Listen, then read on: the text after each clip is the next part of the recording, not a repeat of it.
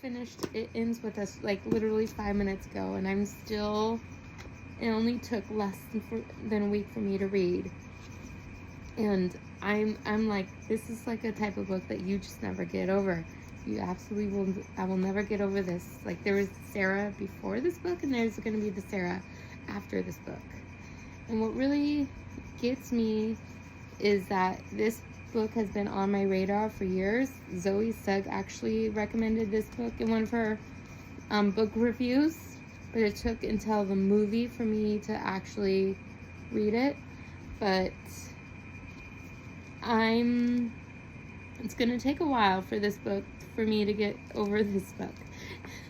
And I would say, since watching the movie first and then coming to read the book second, I'm not sure if that was the smartest move, but that was like, I was really impatient, and so I ended up watching the movie months ago, and before I came back home, and this book was waiting for me.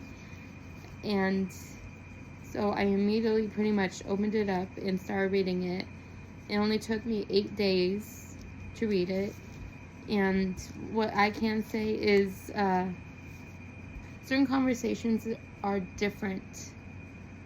And the time lapse of certain conversations are a little different than the movie. I kind of had in a weird way, I kind of had to separate myself from the movie to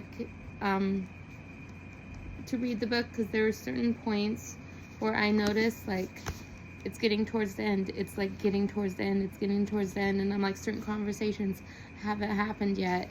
So I'm like, I was getting anxious over that. But the book Lily, to me, seems, it didn't really come across in the movie that Lily kind of comprehend and knew what was happening and knew what was going on. Book Lily did, which I don't know how I feel about that, because she kind of did stay throughout, like, how the storyline, like you would expect, just based off of the movie. But in her, like, you're inside her head. It's not like an narrator comes in and like just tells the story, like, narrate wise. You're like, Lily's the narrator. You're inside her head, and it's through her. So you're inside your head when she gets thrown down the stairs. You're inside your head when he tumbles on top of her and bites her.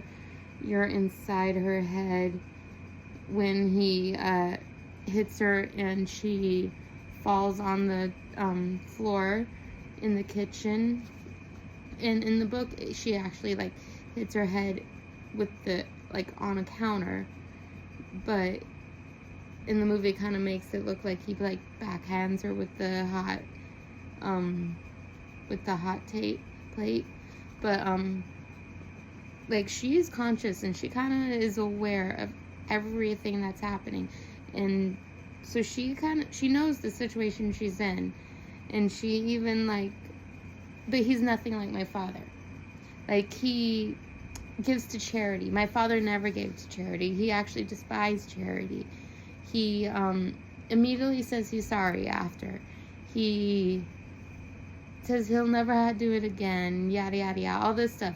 She's telling herself in this head, having a full-blown back and forth conversation, fighting with herself in her head, making all these excuses for him until it's the next time, until it's the next time, until it's the next time.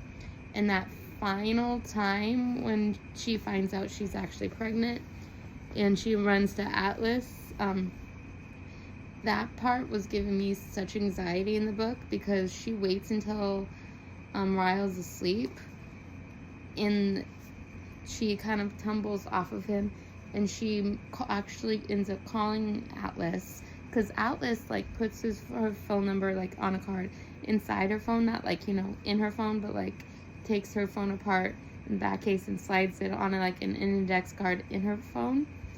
And Ryle, like, drops her phone in the case, comes off, and he finds the phone, calls it, and then that's one of their massive fights, and he finds this magnet of everything else is better in Boston, and finds out that's from Atlas because he actually goes in and reads her diaries from back then, which is a total invasion of privacy. And you know, that's like more than 10 years ago. Like, that was in her teenage years.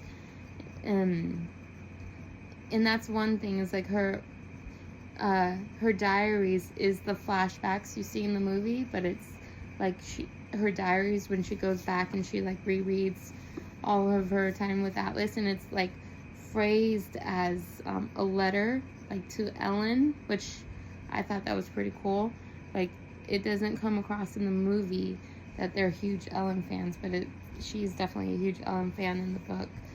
And so she calls Atlas, so she's in the living room like pacing back and forth until he finally shows up at her apartment. And the whole time I'm sitting there screaming at the book like, get out of the apartment before he wakes up, get out. And so he ends up, that's when he drives her to the hospital, and that's when she finds out she's pregnant. And then she like ends up cooped up at Atlas's house for like a week, not answering her phone, not letting anyone know where she's at.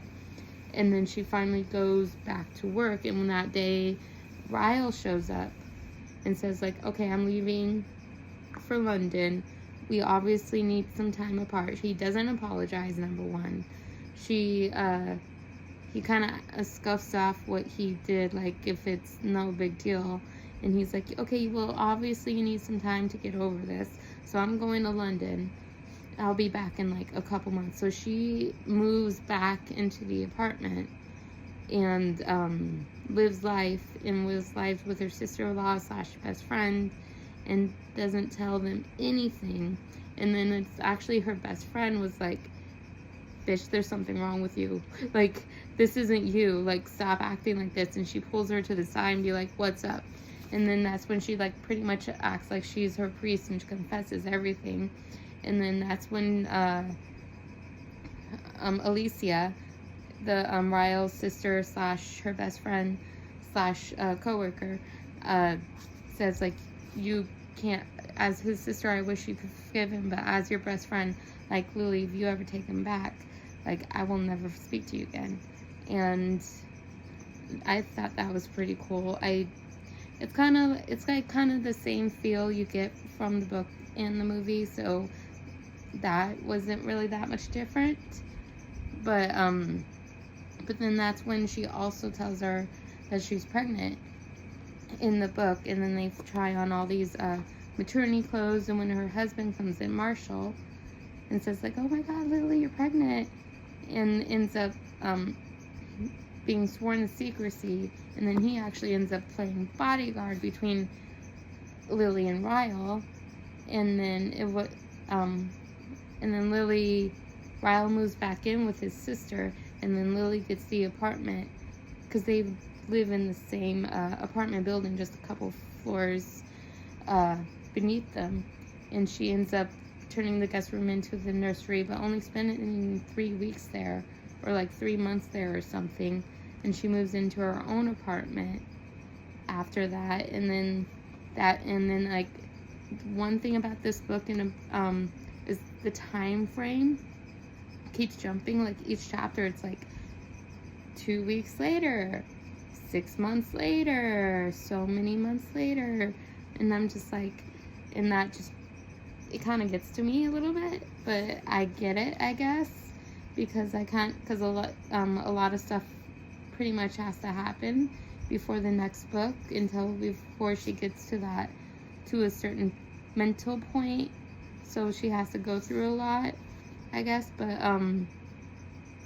she ends up, in the movie it kind of looks like a farmer's market, but in the book it kind of just claims it's just like the street, in like a street where the bunch of stores are on.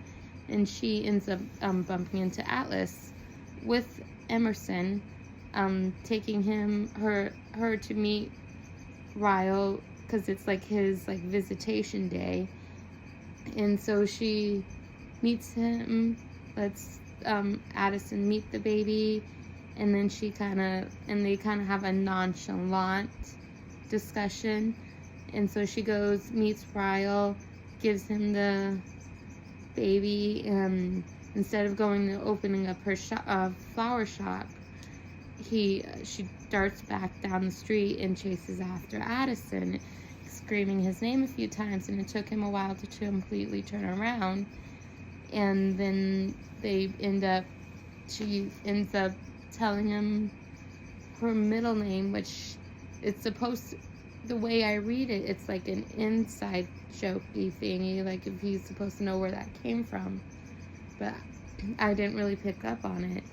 And then they talk and they end up hugging, and Addison ends up saying, I think my life is good for you to come, like, good for you now, so we could like be together now, which kind of inks me a little bit when he said that, because he said that before, because he was supposed to come back for her like after the Marines, like only 4 years later, and they didn't see each other now for 18 years later, and he actually admits that he did see her while she was still in college, and he saw her with a bunch of good friends, and it's like, she doesn't need me anymore, and she kind of took off without like letting her know that he was there. And I'm like, I don't know how I feel about that. And because like, let her make the decision herself, you know, just because you think your situation's not good enough for her doesn't mean that she does not want to be with you. And like, that was inside her head too. Like, if he told me like the first time we met, which was like, this is like a span of like 5 years, that first night we met like so many years ago, I would have like dumped Ryle instantly and go with him, because it's always been him. And I cannot wait for this book. I'm gonna start this book immediately. Yeah, it gets confusing. It ends with us, it starts with us. You would think it would be the other way around, but it's not. It ends with us is first, and it starts with us is second. And I just got it pretty much at the very end of the movie, actually, is when she's it's about her daughter, and she's holding her daughter and saying, this cycle of abuse ends with us. This isn't gonna, it's not gonna affect you, it's not gonna taint your life, which I thought that was pretty cool. So I wonder what starts with us is all about, and I hope we get a lot more Addison. And that's pretty much my review of this book. Till next time.